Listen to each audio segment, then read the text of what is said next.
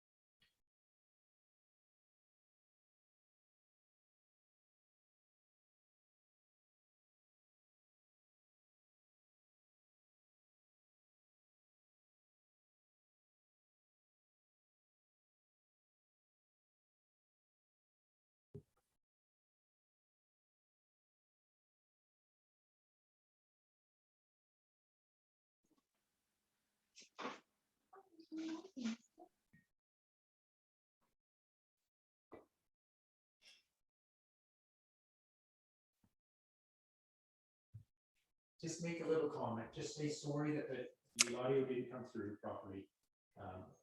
You know, the moving images. So unmuting doesn't do anything. I think there's something else with the system. No, I got the HDMI to work.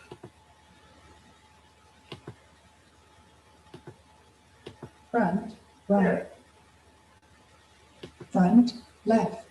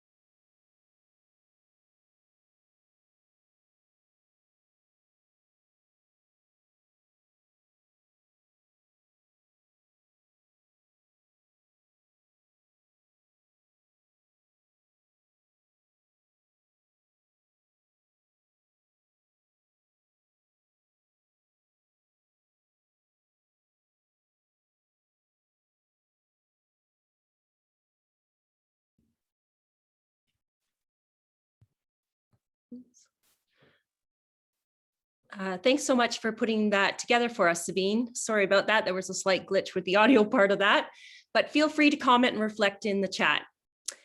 I'm now going to turn things over to Ray Mueller, who is the lead for the CCAT Energy Group. Ray knows the numbers and strongly believes that we need to base our actions on science if we're going to effectively address the climate crisis. He will give us an overview of home energy use and how it relates to climate change, as well as the rational, practical steps we can take to reduce our emissions at home. Over to you, Ray. Thanks. Thank you, Connie. Welcome, everyone. We have a great turnout. So nice to see so much interest. I'm looking forward to conveying some information about CCAT and specifically the Energy Group. I've been with CCAT for about 2 years now, coming up to 2 years. And during that period of time, I've learned a lot. I've been involved in climate action in one form or another for almost 10 years now. And the Energy Group was a good fit for me. We're comprised of about 8 people right now, few retired engineers, a scientist, and myself. And we like to reach out to what we feel are some of the most informed people in Ontario and Canada and the world to gather our information about our ideas about how to move forward. So I put together a short presentation about home energy use, and I'll focus on domestic hot water, and our next speaker will be focusing on space heating. So with that, I'll move on to our presentation on home energy use. So home energy use, when we talk about home energy use, our conversation today will be Ontario-centric, and that's because of our Ontario grid will be very dependent on that to reduce our emissions, and of course our climate, and this will make a lot more sense as we go through. So costs are always a concern for people, of course, and so how do we reduce costs and emissions simultaneously? And so first we need to describe how costs come about and how emissions come about. So the amount of cost and emissions are related to the amount of energy consumed through the entire supply chain and the sources of energy that are consumed through that entire supply chain. So you think about getting natural gas to your house, all the entire supply chain, and the same thing for electricity. So we have to pay attention to the entire supply chain. When we look at the distribution of energy in the average Ontario home, and we put it up on a pie chart, we can see that, we have a really high proportion of use on average for space heating and domestic hot water. So those things consume the vast majority of energy use in the average Ontario home. And we call this secondary energy use. This is energy that's come to our homes in a usable form. So from a homeowner's perspective, if you want to reduce costs and emissions, first thing you have to address is, well, where are the costs and emissions coming from? So on the pie chart, we clearly see that the vast majority of the average Ontario home is from space heating and domestic hot water, with appliances next, and lighting and cooling as a very small component. So homeowner should ask themselves, where should money be best spent to reduce costs and emissions? And again, that depends on how you compare to the average home. And your budget and goals obviously have to be taken into account. And the order of operations matters. So it depends on your starting point. If you have a super efficient home, this value here of 63.9 will be considerably smaller. So your focus may be on domestic hot water at that point. So understanding your starting point is really important, and we'll get into that a bit later, how to determine that. When we look at the makeup of those different parts of the pie, and we look at the energies that are used to service those parts of the pie, we see a very large proportion of fossil fuel usage. Again, this is for the average Ontario home. And this is Natural Resources Canada data. So again, we see space heating, vast majority fossil fuel, domestic hot water, same thing, fossil fuel. It's kind of a no-brainer for most people. Most appliances run on electricity, and of course, lighting on electricity. So again, a very disproportionate amount of our energy in Ontario to operate our homes is fossil fuel based. If we look at specifics of a home, I use my home for an example.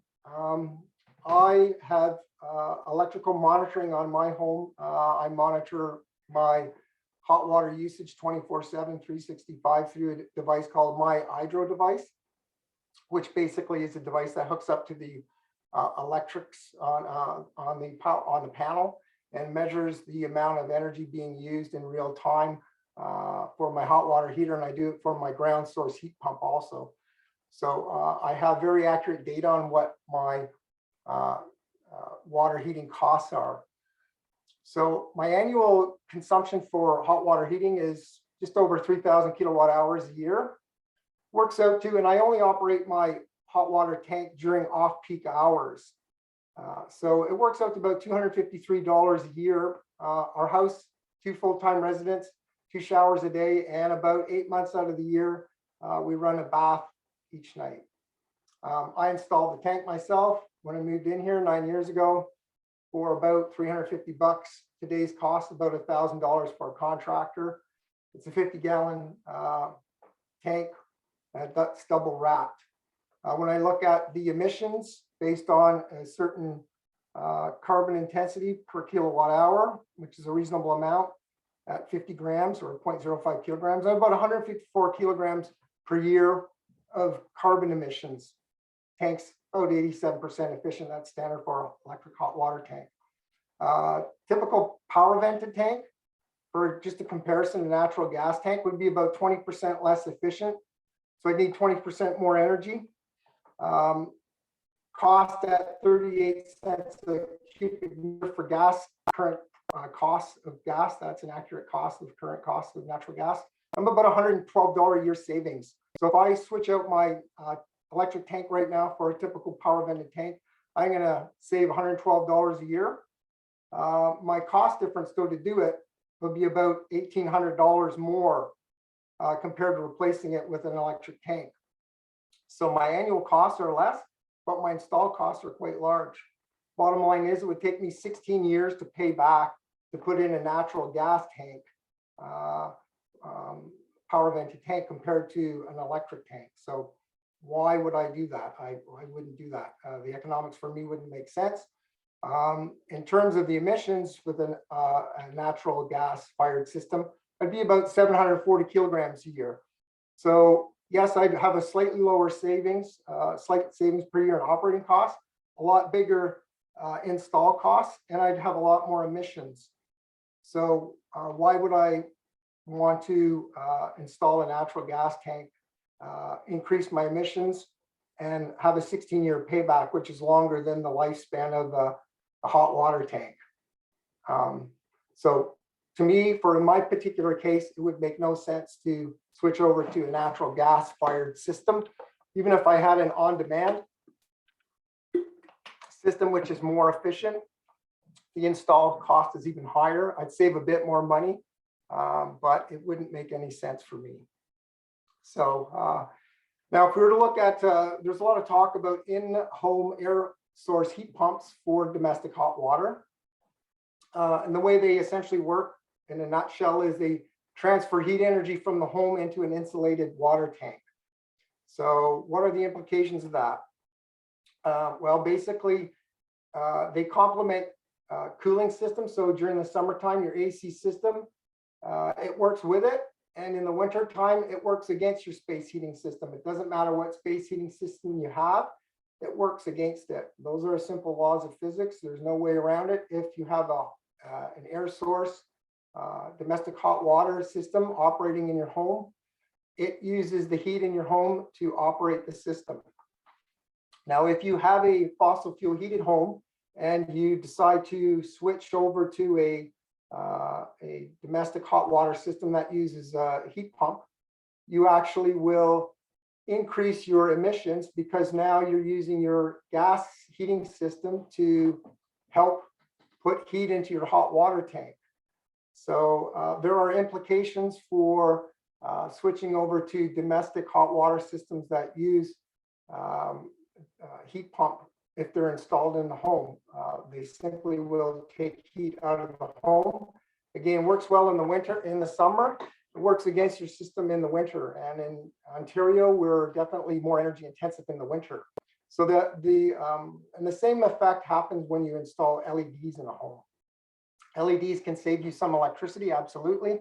But if you have a gas heated home, fossil fuel heated home, you will have a slight increase in fossil fuel consumption to make up for the lost heat that the incandescent lights were throwing out. So on a yearly cycle, the heating always exceeds the cooling demand. And as a result, you'll increase your emissions if you're using fossil fuel. It's different if you're an all electric home, that's a different story. But if you heat with fossil fuels, you increase your emissions. So the bottom line is with a air source heat pump, domestic hot water system that's installed in homes, you basically, there's little to no energy savings to be made on a yearly basis. And your emissions actually increase again if you have a fossil fuel heated home. If you're an all electric home, your emissions will decrease slightly because you're using electricity, and electricity to begin with is a very low source of, Ontario electricity is a low source of carbon in it. So, so the implications, if I were to do it in my house, I have a ground source heat pump. So in the wintertime, my hot water system would be fighting against my ground source heat pump. My annual savings would be around $30 a year. And with the cost of the install, I'd be about an 80-year payback. So for me, it's a non-starter. It wouldn't work for me. And the reality is money is an issue for most people. And as a result, I would not install it in my home. It is well, this technology is well suited for locations of the world that are have dirty grids and that are hot year round. So any place that needs air conditioning year round, it would complement that. And that's where they're really well suited for, not so well suited for cold climates. So often people ask, what's the cost of a unit of energy? Well, that depends on, of course, the amount of energy you buy and the type of source of energy, and how much can you get from a unit of energy. It depends on the efficiency at which your device is consuming that energy. So example, a natural gas furnace, the most efficient one, or an on-demand hot water system can operate no better than 95 to 98%. That means for every unit of energy you're buying, you are getting 0.95 or 0.98 of units back in the form that you want for heating your space or if you're heating your hot water. By comparison, an air source heat pump, now we're talking about space heating, and air or for domestic hot water, it can generate 2, 3, or 4 units of energy for every unit purchased. But again, you get penalized if it's inside the house and it's doing hot water. If it's sucking heat from outside, that's when there are gains to be made on a yearly basis. And hence, air source heat pumps, which we'll learn about a lot more in a minute, are a great idea for space heating, but maybe not such a great idea for domestic hot water. So overall, home heating fundamentals, the higher the performance of a home, the lower the space heating requirements there are, and the lower the heating emissions and generally greater comfort. So one way to quickly find out your a real approximation of the efficiency of your home is to go to a website that I've set up, and it's for CCAT and anyone else that wants to make use of it. There's an app there I've created. It's a very simple app.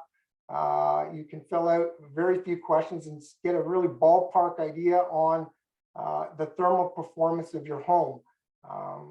It's not designed to give you a really detailed and super accurate. It could be accurate, but it may not be dead on accurate.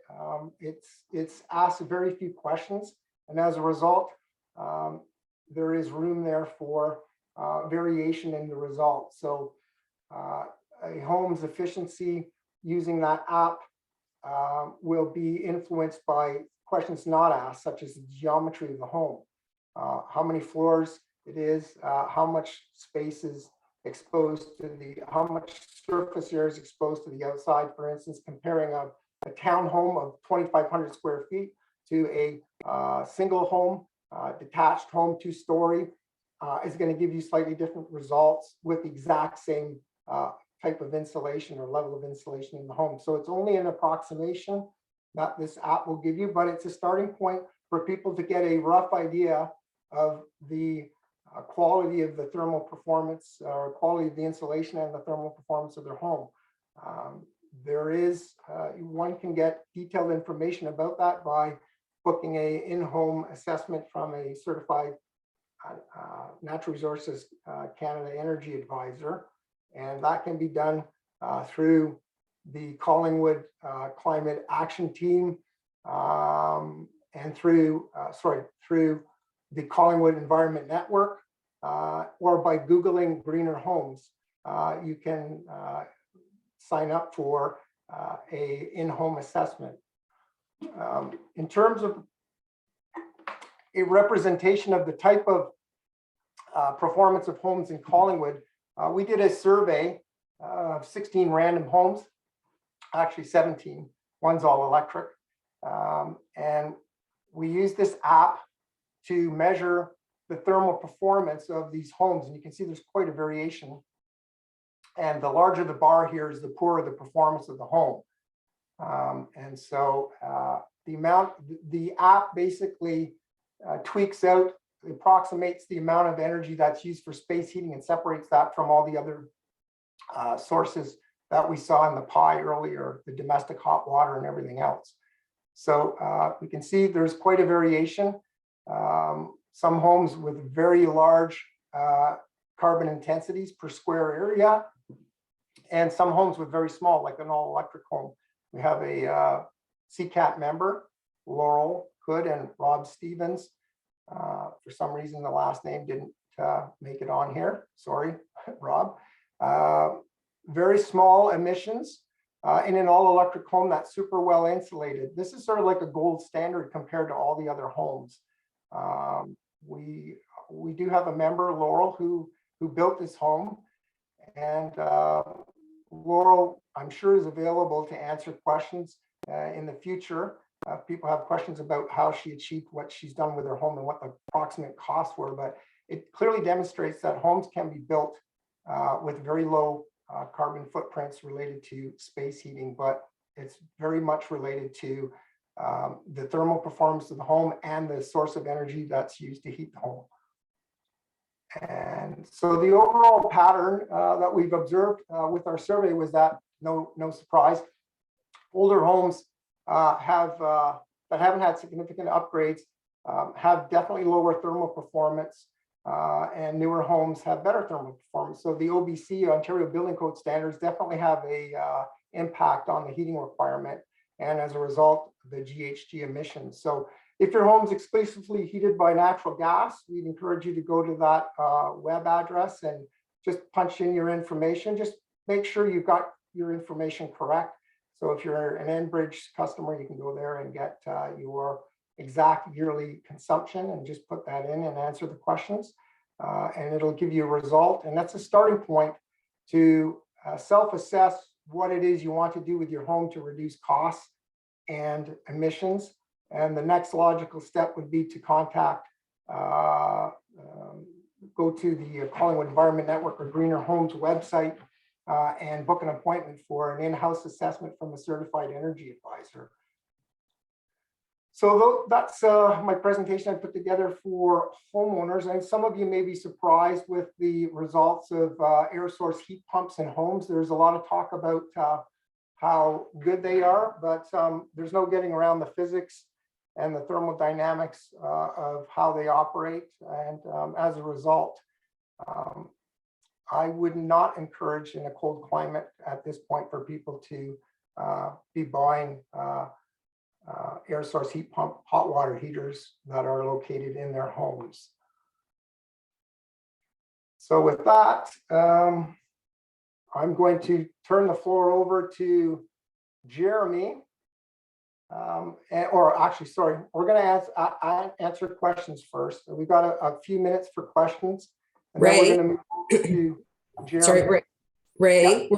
we're just going to hold questions to after Jeremy. So why don't you just go ahead Okay. and pass the baton? Thanks. Okay, we're moving on to Jeremy.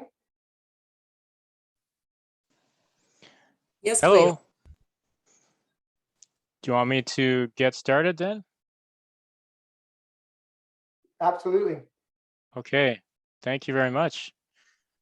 I'll just try and share my slides here. And Share let screen. Jeremy just inform us about some of the findings and on the air source heat pump water heater systems that Natural Resources Canada studies have indicated. Yeah, I've got a slide on that towards the end of my presentation that I'll get to when I get to that point. I mean, I agree with what you're saying. We've looked at systems that are split systems in which the outdoor unit is outside the home, and that's a bit of a different scenario like you described. So I support what you've explained, Ray, and I've got a slide that'll speak to that towards the end. Okay, I'll get started. Thank you very much for the opportunity to present today. Ray asked me to talk about our research findings with respect to air source heat pumps mainly for space heating. And so we did undertake a study fairly recently about exploring the potential for electrification in space heating with heat pumps, and I'll speak to that today to you. So I'm Jeremy Sager. I work at Natural Resources Canada. I'm in Camet Energy, which is a research arm of Natural Resources Canada. We have 4 labs across the country focusing on different areas of research, and I work in the Ottawa lab, and my focus is on buildings and communities, and specifically HVAC and renewables. As you may know, I'll speak to some sort of high-level background here as to why we do this work at Camet Energy. So the Pan-Canadian Framework on Clean Growth and Climate Change, I'm sure you're familiar with, set a target of 30% reductions by 2030. The government recently ratcheted that up to 40 to 45%. So there's definitely an onus on finding the best ways possible to reduce greenhouse gas emissions. And we know we need to focus on housing and buildings and getting towards net zero. At the same time, there's been a strong signal that's been communicated to industry through a market transformation roadmap in which industry was brought in for consultations across Canada. I was part of the process as well. And there was an aspirational goal set forth to indicate to industry this is the direction we're going. The Office of Energy Efficiency has the mandate to regulate equipment sales in Canada through the Energy Efficiency Act. And so they've indicated to industry that all space and water heating technologies for sale in Canada should meet an energy performance target of greater than 100% by 2035, which means heat pumps, be they gas-driven or electric-driven, would need to be sort of the standard space heating system in Canadian homes by that time. So industry knows what's coming, and there's a lot of movement underway to get us there. So today I wanted to talk about the electrification findings. I've got a few slides on an air source heat pump sizing and selection guide. We know that if you're going to get an air source heat pump, selecting the right one, sizing it for your load is critical to its performance and to your comfort benefits from it. And then I've got a couple slides on greener homes just to show you an overview. So first on electrification, this is trends across Canada. Ray spoke to kind of the segments within Ontario. See if I can minimize here. So we know that across Canada, electric resistance forms about 30% of our space heating systems, natural gas, 50%, that fraction is much higher in Ontario, with most people having gas furnaces and less so electric resistance in housing. And the oil and gas segments have moved towards steadily improved efficiency through regulation. So, natural gas furnaces have gone from 80% to 90% to up into the high 90s. So we've sort of maxed out what can be done there. And heat pumps are a growing segment, but still a very small niche. And we expect that to change over the coming years quite dramatically. We know that climate change targets will lead to electrification, and high performing all electric cold climate air source heat pumps can reduce greenhouse gas emissions in most locations across Canada, with the exception being, provinces with coal-fired power generation. But here shows, I've highlighted London and Toronto and Ottawa being the locations that we looked at in this study in Ontario, in which we see the reductions, substantial reductions versus oil, versus gas furnaces, and versus electric, less so because the grid is already fairly clean. But I should say that there's a proviso here insofar as what your emissions are when you run on electricity depends what the electric generating source is. And in Ontario, that generator can sometimes be natural gas combined cycle turbines. So it really depends on what's operating at the margin if you're fuel switching. So if you're fuel switching from a gas furnace to an electric air source heat pump, if that marginal generator is a natural gas combined cycle turbine, then you might not be better off. That is it's less of it's an issue worth looking at in Ontario, but it isn't as prominent as you might be concerned about. The marginal generator in Ontario can be hydro, it can be gas, it can be wind. When we looked at this study, we saw about a 5% reduction in emissions if we assume the marginal generator is gas, if we look at marginal emissions factors. So there's still savings to be had for sure. Looking at cost then, we looked at one house archetype here. I'm just showing one archetype. We've looked at many different archetypes. This is a pre-80s home, so a slightly higher load home with a design load of 14 kilowatts or 50,000 BTU per hour. And we saw that savings of going to an all-electric cold climate air source heat pump versus oil, it's quite substantial in the $2,500 to $3,000 a year range. Versus electric resistance, you're looking at $2,000 to $2,500 range for this type of house in these locations. So it's a fairly quick payback if you're going from electric resistance or oil. Now versus gas, it's less clear. On a variable rate basis, because gas is so cheap in Ontario, all electric heat pumps can be higher cost than gas in some regions. And we see that here with the red bars on the right. But if we say to ourselves, okay, well, we can disconnect from the gas network, that can result in a net savings because of those fixed costs of connection to the gas network. So if we eliminate those fixed costs, we can move towards a place where we're actually in a net benefit, i.e. we're making savings annually with our all-electric cold climate air source heat pump. Hybrid systems are an interesting solution that offer sort of a middle ground. You can remain connected to the gas network. You can keep your gas furnace in your house, and you might look at replacing your air conditioner with a heat pump in such a hybrid system or a dual fuel system you might be familiar with. We did a study on this type of approach where we took out a 2-ton single stage air conditioner. We replaced it with a 2-ton 2-stage heat pump. It was in a mid-tier sort of price range. We took out the old SEER 13 coil that was with the previous air conditioner. We replaced it with a SEER 16 coil for the heat pump. We had to replace the line sets. We took out the existing thermostat, which didn't support an hourly switchover temperature, and we replaced it with a smart thermostat that had hourly switchover options. So the way that worked is the thermostat switched to the lowest cost of heating for that hour. And so it took into consideration the outdoor temperature, the performance of the heat pump, and the performance of the furnace. And it said, okay, which one is my cheapest one to operate in this hour? Because we have the hourly time of use rates in Ontario. And then it would switch to heat pump or to gas. And there was a nice little app that came with that thermostat.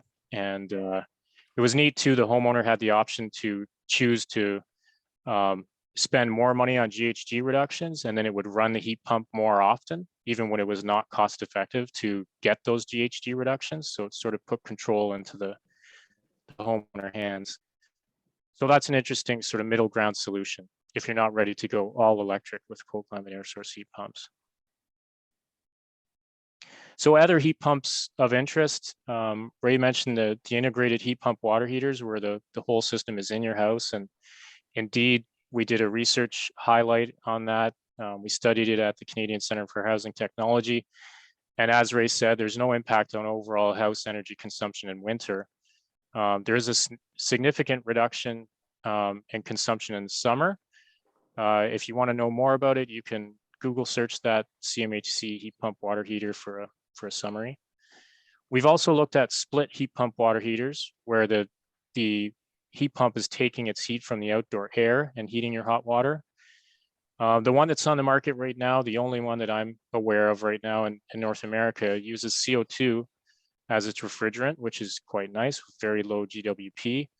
And it produces very hot water down to extremely cold temperatures. The drawback is that it uses water lines between the indoor side and the outdoor side. So if you have a power failure, you risk freezing those lines and having a burst situation. If you've got a reliable grid, then it's a good solution. Other systems that are coming to market for homes with hydronic heating or radiant inflow, there's air to water heat pumps. Several Canadian manufacturers are actually offering product now in that segment. And there's systems coming to market that combine space heating and cooling and water heating to have one device servicing all those needs in your house. Those are coming to market in North America. In the coming year or two, you'll see them. So that's what I had on the air source heat pump electrification. I'll just say a few words on the sizing and selection guide. Why does sizing and selection matter? We know that undersizing can lead to insufficient cooling and heating. That's fairly clear. Oversizing can result in poor performance also, where the system can cycle. And when it cycles, the efficiency just isn't what it would be if it's running in its ideal range. And you have comfort swings associated with that. We've seen in the past with single stage heat pumps, poor performance, unhappy homeowners, callbacks to the contractor, unhappy builders. And this has led to a bad reputation for air source heat pumps going back 10, 20 years when systems that were single stage dominated the market. We see an industry trend now towards right sizing, where we're sizing the equipment that heats your home to the load. We used to oversize equipment because we weren't confident in our load calculations. We validated our load calculations now. We know what the load calculations we make are what the house is consuming. So we don't need to oversize equipment, even in furnaces move in that direction. So this is favorable for air source heat pumps because air source heat pumps can be right sized and they'll operate in their ideal range throughout the year. And these variable speed air source heat pumps that are on the market now, much like modulating furnaces, they can ramp down to a low output when it's warmer outside, and they can ramp up to a very high capacity when it's cold outside. So we've got these cold climate air source heat pumps or variable speed air source heat pumps coming to market now, or on the market, that are useful in these situations. So the air source heat pump sizing and selection guide tries to answer a few questions that you may have in your own home. So for example, let's say you're installing a hybrid system or a dual fuel system that combines a gas furnace with an air source heat pump. Do you need the cold climate heat pump for that application? Or does a two-stage or single-stage heat pump make sense? Because you've got your furnace there providing heat in the cold weather, maybe you don't need to spend the money on a cold climate heat pump. You can go for a two-stage or single-stage heat pump. Or from a contractor perspective, my client has a condensing gas furnace, say a fairly recent furnace in the last 10 years with an EC fan motor. That's an efficient fan motor. And needs a new air conditioner. Is there an upsell opportunity to offer this homeowner, instead of just replacing their air conditioner, why don't I offer them an upsell to a heat pump? They can spend an additional $1,000 to $1,500. They'll get a heat pump. It'll provide some heating in the heating season, and it'll do well in cooling as well. And if so, how do I select the right heat pump? Does the thermostat that the homeowner has support the heat pump? These questions can be answered in the guide. And as we are in Ontario, I live in a region with time of use electricity. What's the appropriate switchover temperature from the heat pump to the furnace? might have situations, my client's looking for a mini split. These are ductless splits. You might be familiar with these, where there's an indoor unit usually mounted on a wall, high on the wall, and then there's one outdoor unit. You can have also multiple indoor units with one outdoor unit called multi-splits. Say someone's looking for that to displace some of the heating and provide cooling in an electric baseboarded heated home. Which mini split is right for the zone load? Mini splits service a zone within the house. So you need to size the mini split for that zone that it's serving. Or if you've got an extremely high performance home, a low load home, perhaps a net zero energy home, and you're looking for a cold climate heat pump to cover the entire heating load, so you don't want to have a backup system. Should I size at the design load, or should I size for a little bit less than the whole load and then cover the coldest conditions with electric backup? What happens in cooling with this system? Will the system still provide cooling at a comfortable range and a high performance range when it's operating? So we answer those questions as well. So this guide is part of a toolkit. There's the guide itself. There's a one-page summary worksheet that's intended for contractors to use in the field to work with the homeowner or their client. There's an Excel-based tool. If you're a savvy homeowner and you're interested in trying to explore this on your own, I'd encourage you to download the tool. It's freely available. It works on Microsoft Excel, and it'll walk you through the sizing and selection process. There's a GHG and energy and cost calculator included in the tool to give you a rough idea of how much you're going to save with your air source heat pump versus your existing system. And there's an addendum of work examples that's intended as a teaching tool for contractors or mechanical system designers. I won't go through all the steps that are described in the guide. I'd encourage you to take a look at it if you're interested, or ask your contractor, have you seen NRCan's air source heat pump sizing and selection guide? And could you please take a look or show me that what you've done to consider the steps involved in that guide when you ask for quotes. It is available on the website now. This is the page. You can go to this very long link or search NRCan air source heat pump sizing and selection guide, and you'll find it. Just a couple slides on greener homes. As you know, it's been announced, it's available now. It's $2.6 billion over 7 years starting this year. There's up to 700,000 grants for $5,000 per homeowner. There's grants for PV system, air source heat pumps, heat pump water heaters, windows, insulation, maybe a couple other things that I'm perhaps forgetting about, but those are the main ones. And there's a portal that you go into, you register for the program, you find a service organization to schedule an EnerGuide evaluation. That's your pre-retrofit audit, where they come into your home and perform an audit. Then you would review the recommended retrofits that your energy advisor provides, and go out and solicit quotes to get the work done. And then submit receipts and forms for reimbursement and payment tracking. So that's my presentation. Thank you very much for the time. Awesome. So Ray, we have some time for questions. Do you want me to track them for you through the chat, or how would you like? Sure. That would be great. I saw one question someone asked. Dave passed on a question about tankless water heaters. So I don't know what the exact question was to ask a question about them. So I'm not sure what the exact question is, but essentially, most of us have heard about tankless water heater. It's a heater that doesn't have a reservoir on it, so it heats water instantaneously and delivers it to the taps. So I'm not sure what the question is. They are quite efficient, but they are pretty costly. So, you know, again, when you look at the numbers, I couldn't justify it.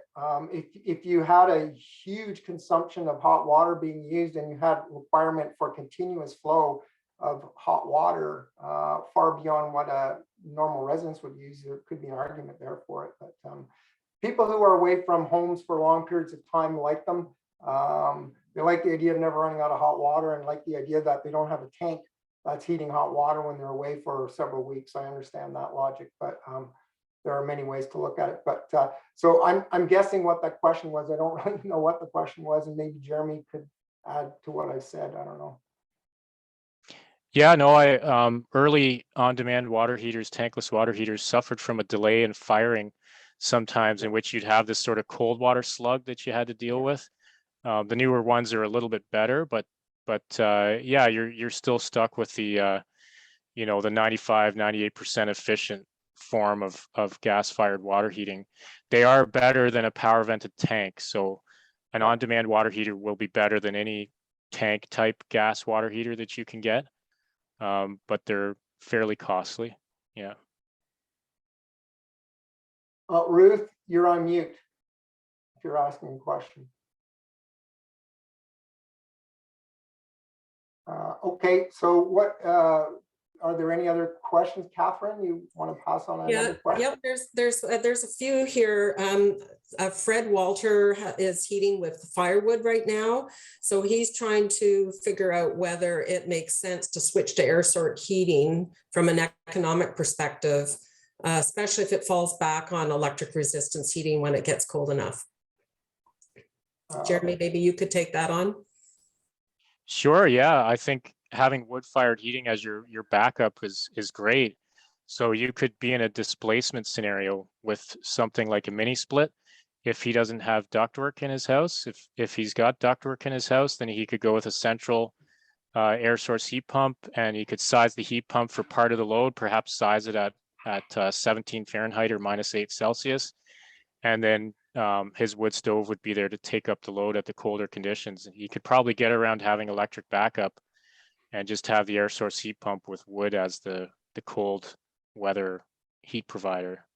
That'd be my thoughts. I don't know, Ray, if you want to add to that. Sure. I mean, wood's a lot of work too. I mean, it depends what you value your time at. You have to buy the wood. Are you doing all the wood yourself? And you got to cut it, stack it, split it. Got to clean the ash. There's a lot of work to wood. There's a feeling of self-sufficiency that comes with it. I understand that, but yeah, there's a time cost is very significant with wood. So in terms of emissions per unit energy delivered, wood is more carbon intense than coal, but that's another discussion, and maybe not something to get into today at this time. But I would encourage people who are on wood, and we'll be hearing from people who are on wood later, if they could at all switch over to electric. It would make a big difference in their emissions.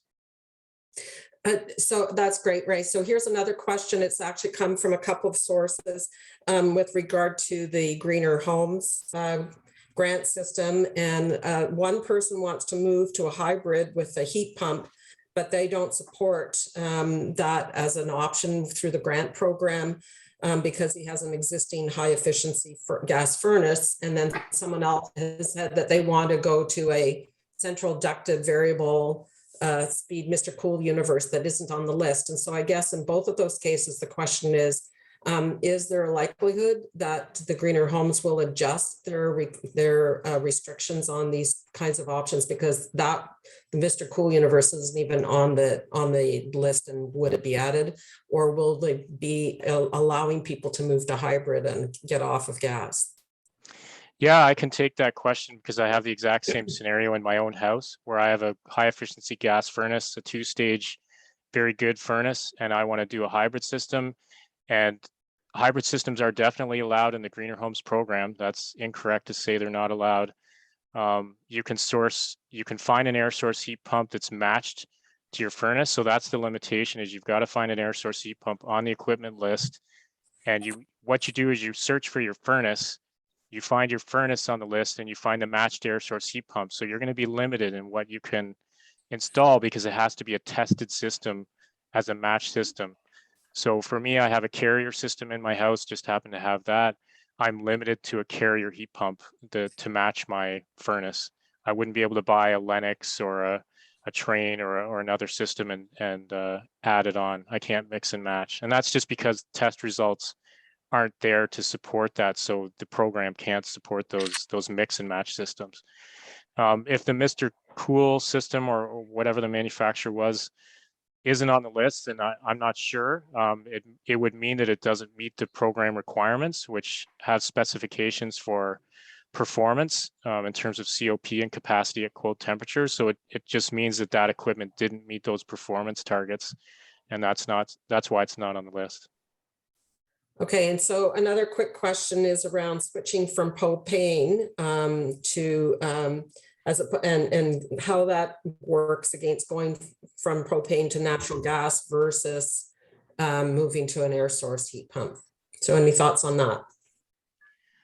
Yeah, we looked at propane when we did our study, and propane prices tend to be volatile. And so far as if it's a very cold heating season, I'm sure the person who runs on propane knows better than I, but if it's a cold heating season, propane prices will go up. If it's a moderate heating season, propane prices will go down. In general, propane is quite costly, and switching to electric is going to be a pretty quick payback, going to an electric air source heat pump. The challenge is just if your house has the electric service required to heat fully with electric. I know in my house, I would need to upgrade from 100 amp service to 200 amp service to support a whole house electric system. So that's something to consider. If you've got an older house with 100 amp service and you want to go all electric, you may need to upgrade your service at maybe a $1,500 to $2,000 cost to the utility to do so. That's great, Jeremy. And one last question with regard to the cost of the heat pump and installation. Can you give us a flavor of that, what the range might be, or what are people looking at? Yeah, I mean, that's going to really depend on the manufacturer, the size of the system. You're getting a 2-ton single stage air source heat pump, well, a single stage air source heat pump would be maybe a $800 to $1,500 cost increase over an equivalent air conditioner of the same size. If you're going with a cold climate air source heat pump, top of the market, top of the line system is going to put you in the $10,000 to $14,000 range.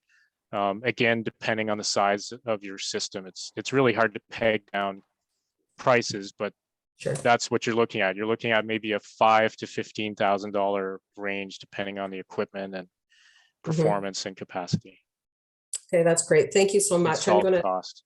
thank you very much. That's great. Thank you, Jeremy. Ray, I'm just going to hand it back over to you at this point.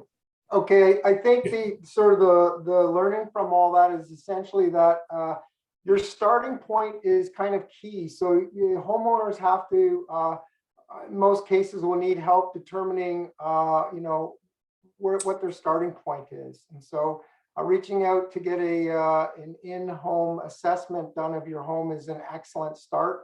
Our little app we have is a great start too, but homeowners, your starting point matters. It'll determine the direction you go in, and you need to have a bit of a plan. So reaching out for help is important. And again, there's no substitute for someone coming in to your home and looking at the whole home and giving you an assessment of where you're at, and to begin a bit of a roadmap of how you can move forward. And then after that will involve contractors. But that your starting point is homeowners need to get a handle on what their starting point is. So okay, we're going to move on to our 4 people that we have that have already made significant changes or are in the process of making significant changes to their home in terms of electrifying it. And 3 of them are members of the Collingwood Climate Action Team, and 1 is a friend of Collingwood Climate Action Team members. So we have Nick Clayton, Owen Gray, Ruth Plant, and Bruce King that are going to answer 4 questions that I'm going to pose now. They've had time to look at these questions in advance, so they're going to give us some insight into their experience of heading in the electrification direction. So the first question will be, describe your home heating and hot water system before you made changes. What made you decide to increase the level of electrification in your home? That's the second question. The third question is describe your overall experience finding a contractor and getting the work done. And mentioning names is okay. Describe your comfort level and overall satisfaction with your new systems. And the fifth question is describe your install costs and current operating costs as best you know them, and compare them to before the changes were made. And some of you, to the member, people speaking, are in the process of making the changes, so they won't have a historical data to compare to. But so those are the 5 questions. We're only going to ask them once, and then each person will be able to give us some insight. So we'll begin with Nick Clayton answering his questions. So you have the floor, Nick. Hi there, can everyone hear me? Yep, I'm just Okay. We can't see you though. I don't see you. I see me. I'm in an, let me describe the house. It's a bungalow, 80s build, living rurally. When we were looking for a home, our things on our list are deal breakers where we didn't want septic, didn't want baseboard heaters, and we didn't want a well. And we ended up with a house with septic, well, and baseboard heaters and propane tanks. There's no gas hookup for us, so natural gas is not an option. And the house is very poorly insulated. This is probably, this is a big faux pas in terms of, Ray would wrap me on the wrists for not having insulated the house first, but we did start with the attic. And we've been chipping away at things ever since. The attic insulation was a huge deal. It made a big difference for us. And we were heating with wood mainly for years. And we had an air conditioner. So last summer, 2 summers ago, the air conditioner broke, wanted to replace it with something. I decided to go with a heat pump, and because it does both. It does the cooling and the heating. And I'm going to be honest, I didn't do a lot of research. I found a company that would do it, and they sold me on the most efficient model they had, and they gave me a decent price on it. So I went with it without thinking too much, and I just thought, I'll go into it.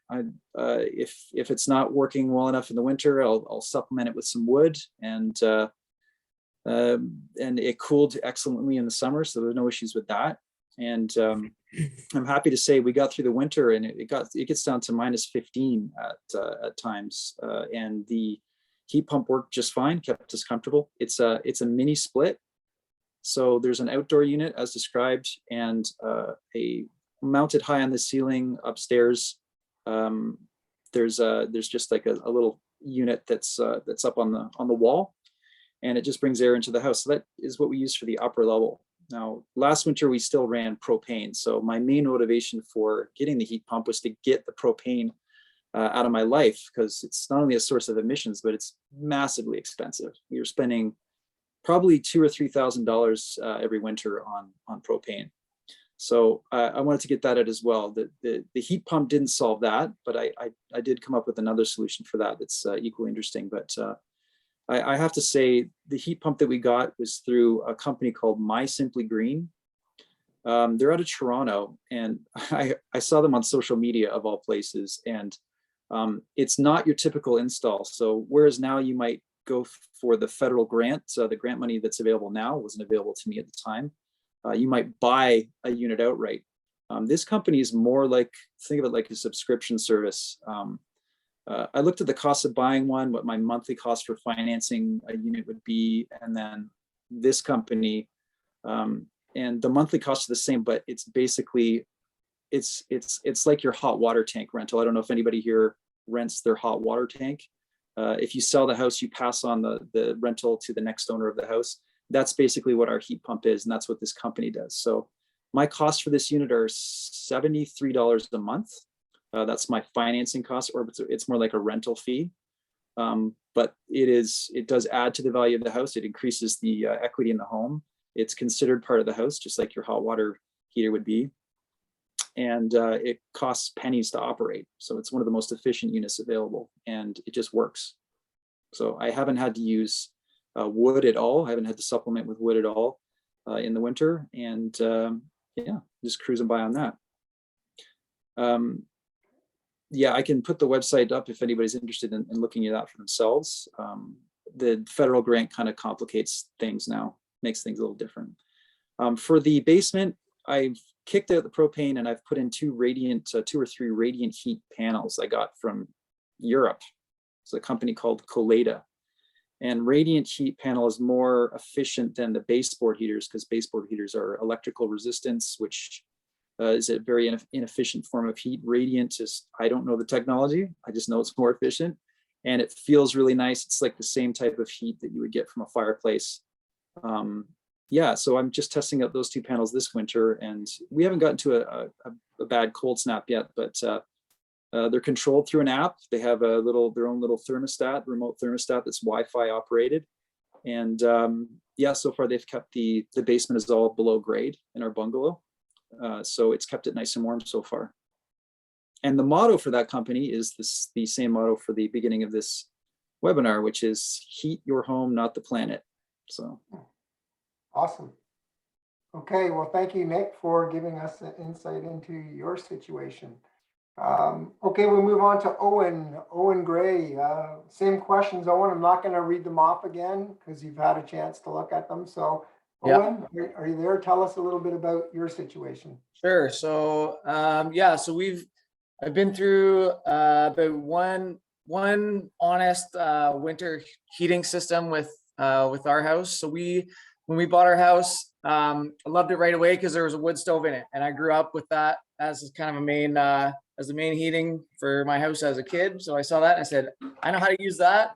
And there was no gas in the house. It's basically like a ski chalet home. So it's got the fireplace and then electric baseboard throughout. One of the reasons why we could afford the house was there was no furnace in here, although we do have gas in the neighborhood. So for the first few seasons we used wood, and it works great. Like the layout of my house, it's really easy for wood heat to like do all the rooms upstairs. There's an easy way for the heat to get upstairs, and that works great.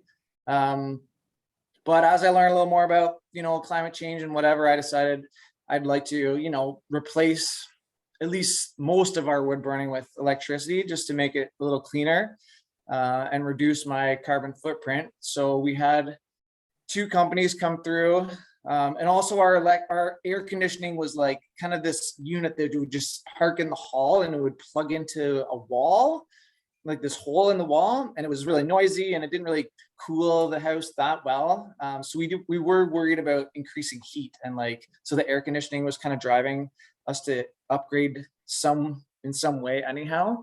So we had two companies come through, Nottawa Sega Mechanical and Cooks out of Owen Sound. They both came through, and we ended up going with Nottawa Saga. So we have like crawl space underneath, no basement, but enough space you can kind of work. So they actually put ducts on our main floor only, and then in the second story we have the Mitsubishi Mr. Slim like ductless units kind of up high above like the beds. So we have them in 2 out of our 3 bedrooms, and I'm hoping to get a third one since we had a new baby arrive here this fall. We got to do that room now as well. So I'm hoping to get a third split ductless head.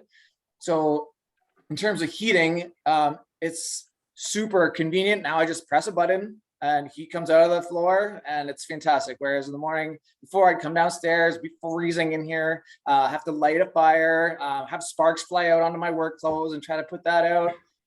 The odd time when there's an inversion condition, I would just fill my house with smoke and have to vent, open windows and stuff, and just the knickknacks of doing wood. And then I'd come home and things would be freezing. I have to light the fire again, and just like you could see the smoke just pouring into my neighborhood, right? Especially when things get going.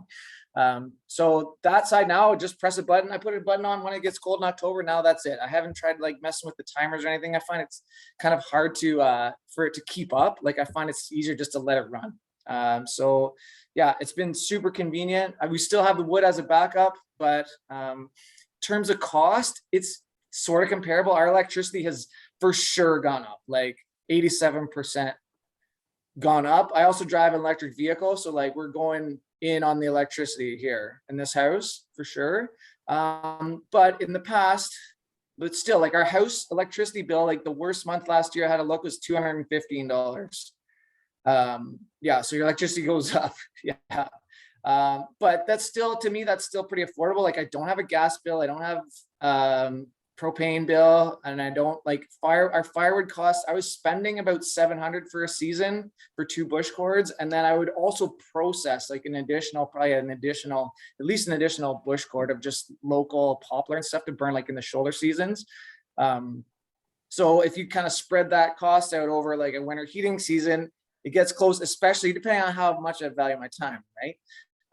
It's actually fairly competitive even with firewood, which is in my opinion like the cheapest and nice way to go. But anyway, our whole system cost us $20,000 because we had to install ductwork. We have the big unit outside and then 2 split ductless. So our quote from Cooks, he wanted to put 2 units in only with no ductwork, and that would have been $11,000. I think this is 2 summers ago when we asked for this. So yeah, air conditioning works great. You just put it on in your room and it pours down. Where in the winter it can push the heat up. So yeah, we're super happy with it. I totally recommend Ottawa Sega. I think they're great. They know what they're doing. We've had no issues. So Awesome. that's it. Thank you so much, Owen, for that detailed explanation of your situation. Next, we have Ruth Plant, who for gender equality, we definitely wanted to have at least one female giving us input on their move towards electrifying their homes. So Ruth, you have the floor. Okay, thanks, Ray. Okay, so we purchased a semi-detached new house in Collingwood about 7 years ago, and it came with a builder grade gas furnace, a gas water heater, and a gas stove. And we've started the process to eliminate all of these fossil fuel consuming, CO2 producing appliances from our lives, because that's really our goal. We want to reduce our carbon footprint. So the first to go was our gas range. And we replaced it in June with an electric induction range, which cost about $1,400. And I really liked cooking on gas because I like the instant on and off, but I found that with an induction range, you actually have a better, it heats faster and it reduces the heat faster as well, which was a bit of a surprise to me. And it's actually much better in terms of indoor air quality. It's safer because there's no direct flame. And it uses much less electricity than a standard electric range would. And it uses no fossil fuel, well, except what's created by the electricity grid, of course. So it's still a little bit early to really see the difference, but we have compared our gas bills from this year and the previous year.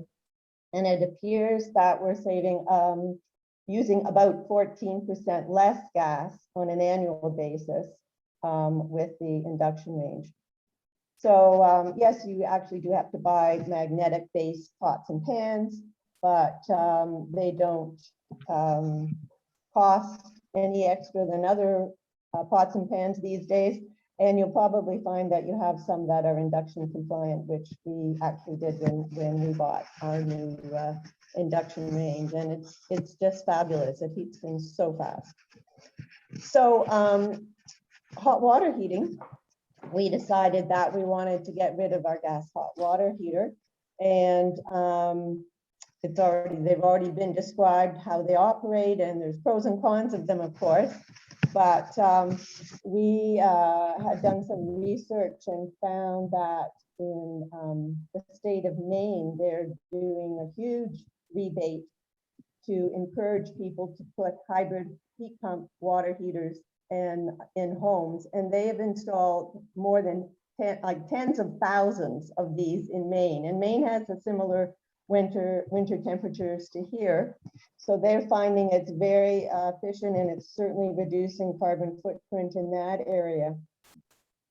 Now ours, we bought it, we haven't got it installed yet, but it costs about $2,300 from Home Depot, and just apparently over a 10-year period, they are much cheaper than a regular electric water heater, even without a subsidy. And that's with, I mean, just it looks like a regular hot water heater with a small heat pump on the top. So actually, on the subject of on-demand hot water heaters, in our previous house, we did have a on-demand hot water heater. But it was fueled by gas, and that's something that we want to get away from. So there are electric on-demand heaters, but apparently they're not as efficient as the gas ones. And I wouldn't recommend a gas one because that's one of our main goals, is to get away from using gas. Finally, we are purchasing a top-of-the-line Mitsubishi heat pump to heat the whole house. And it will use all our existing heat ducts, so there will be no change in how things look. It also has an electric coil backup in case the temperature falls to below -30, which it hasn't in Collingwood for many years.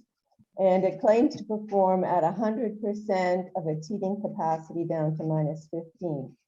It also acts as an air conditioner in the summer, although much more efficiently than a regular air conditioner. And the cost for this system in our 1,450 square foot house with a full basement is a little more than what was mentioned earlier. It's going to be $16,850. That includes installation. And we hope that we will be able to reduce that with the $5,000 federal government subsidy presently being offered. So hopefully we'll qualify for that. So getting quotes on heat pumps, we found it to be a bit of a challenge, even though they've been around for quite a while. Lots of HVAC contractors, they know gas, and they don't seem to want to be bothered with anything else, and perhaps don't see that the times they are changing.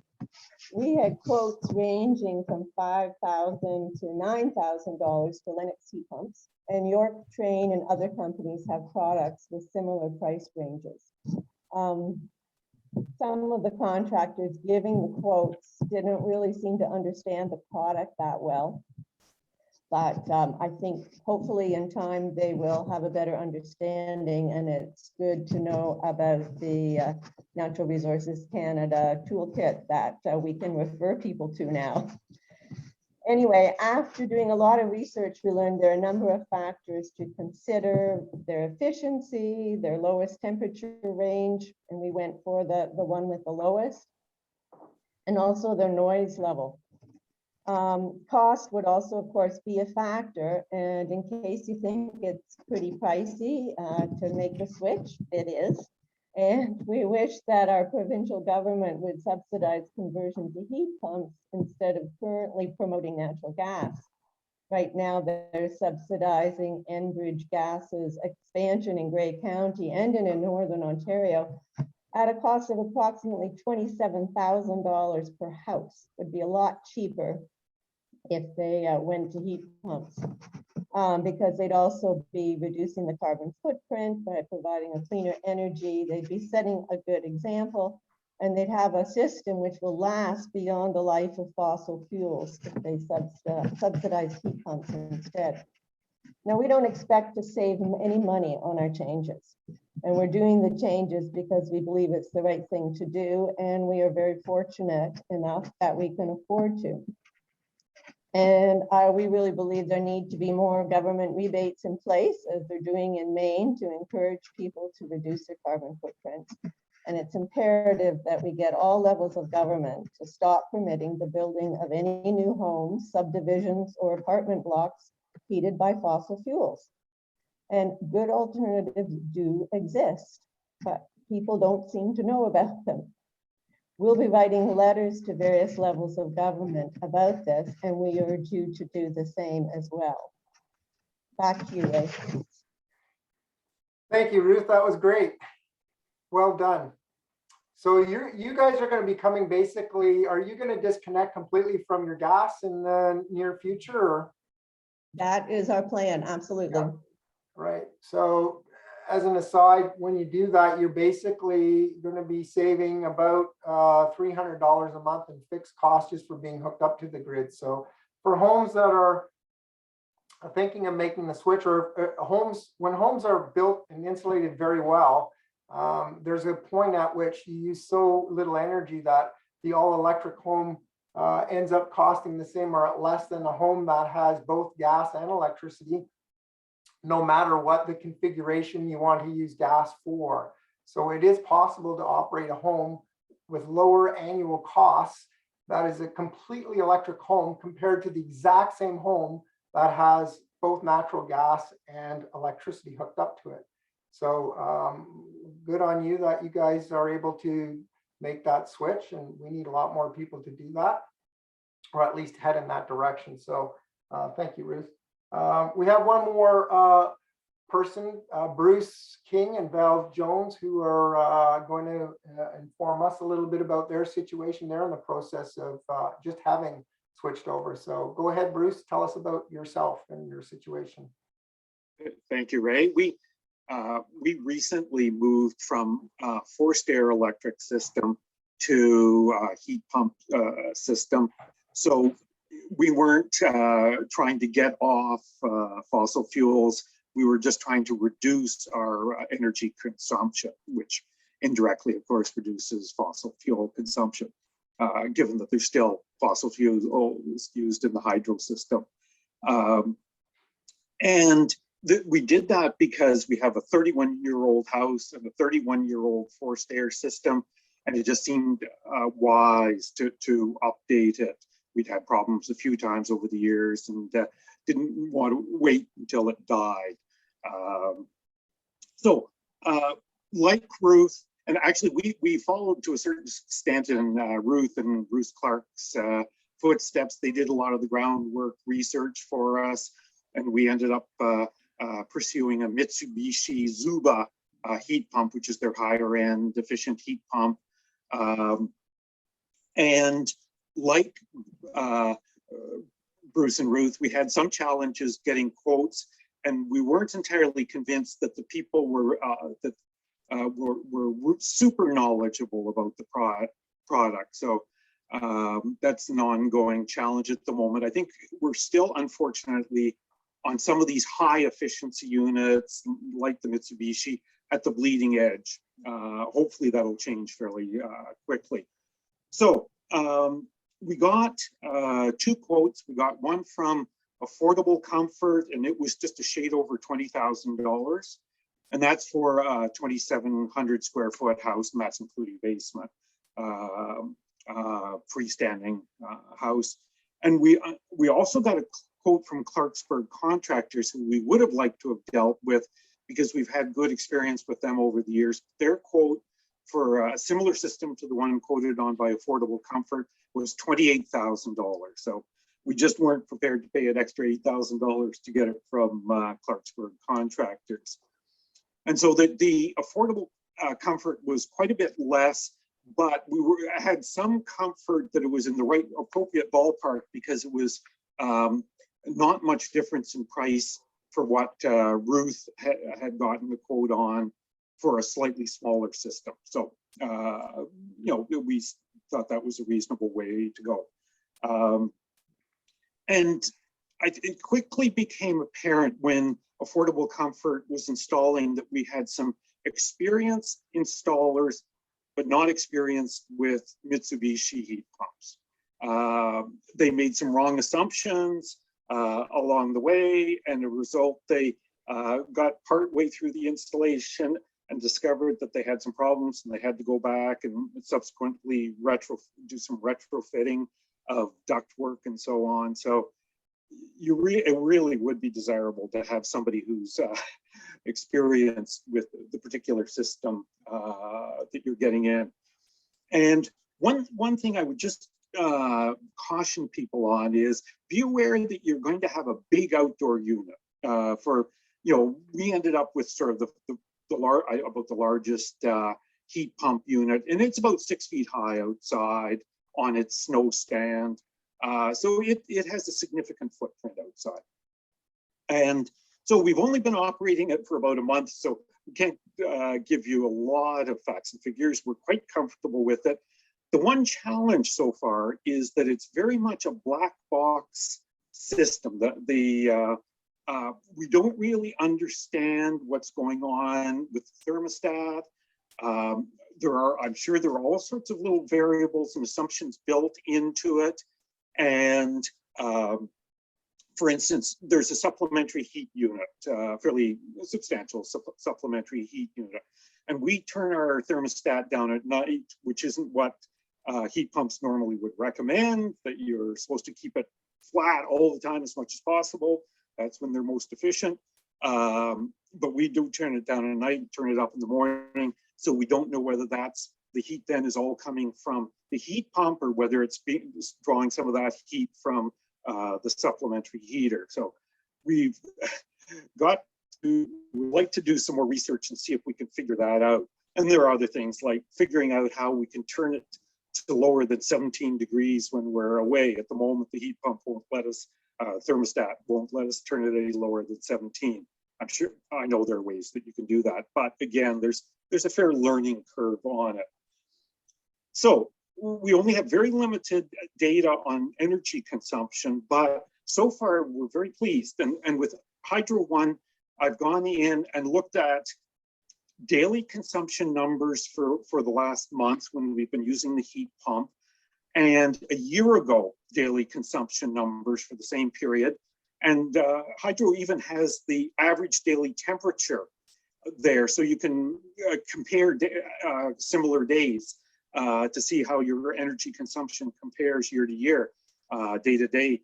And my preliminary guesstimate is that our electricity consumption is going down about 40%, which is really quite impressive. Now, whether that'll be true when it's minus 20 out, who knows?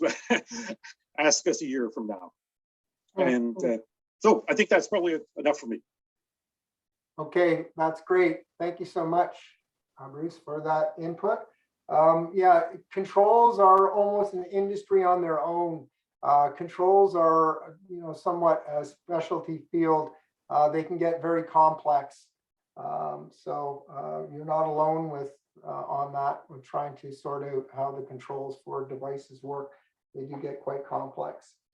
That's just about it for us. I think overall, the message Collingwood Climate Action Team and the Energy Group is trying to communicate here is that there are options for homeowners. It's time to start looking at what the options are for homeowners that are on fossil fuel, which is most homes.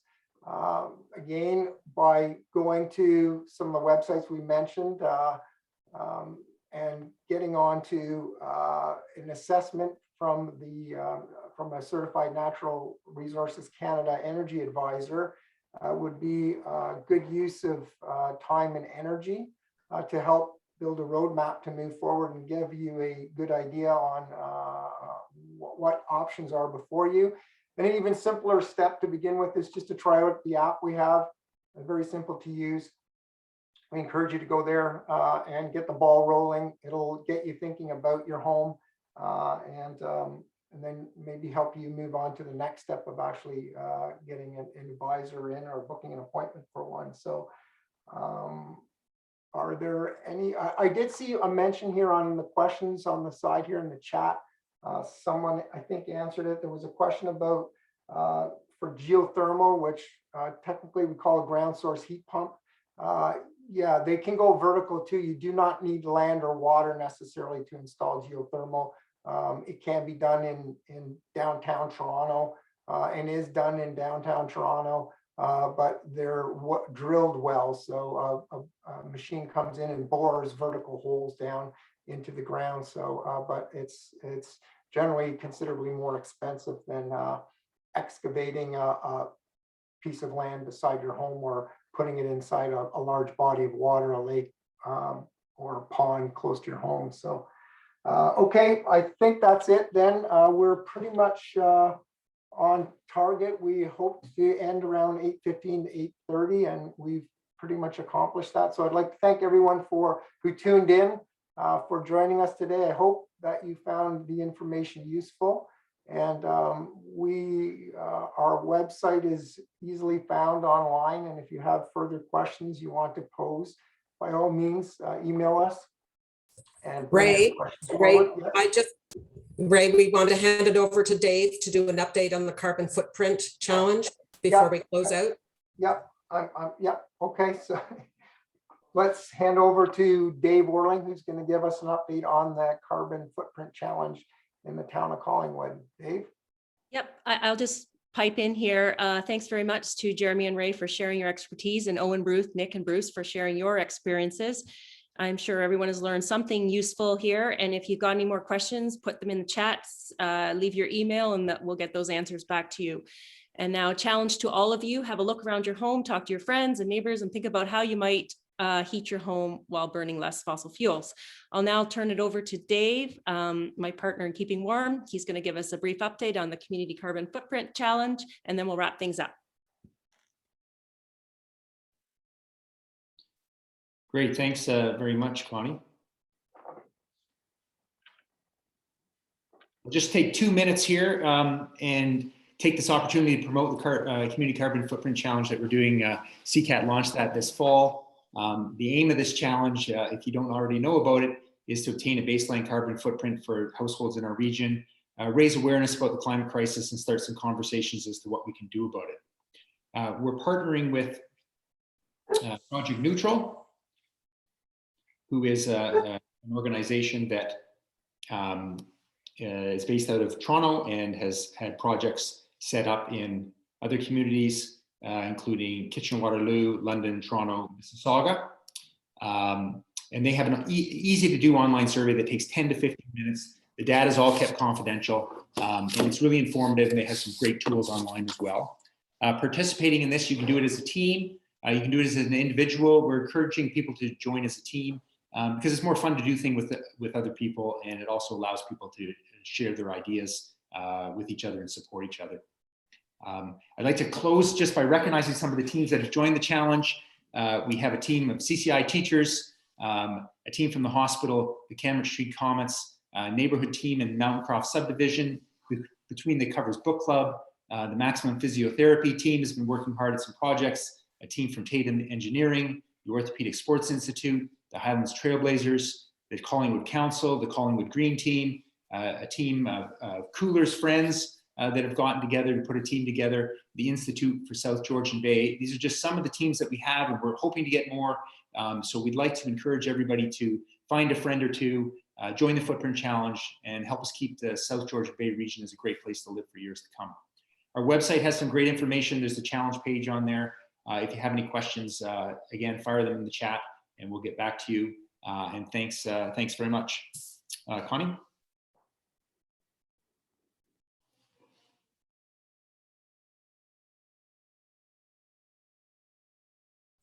You're on mute, Connie.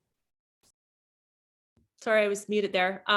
Thanks, Dave. And as he said, go to Collingwood Climate Action Team website if you have any interest in joining some of the groups there. There's lots of great information out there, and you can also join the Footprint Challenge through that. Sign up for one of the workshops, join the CCAT Voices Video Club, talk to your friends, coworkers, join the CCI students for Fridays for Future marches, and start to take action at home. There's plenty of great options. Our next community gathering will be January 27th, when our consumption and waste management group will talk trash and help us make connections between the climate and what we use in our daily lives. So mark your calendars, and thanks for joining us, and good night, everyone.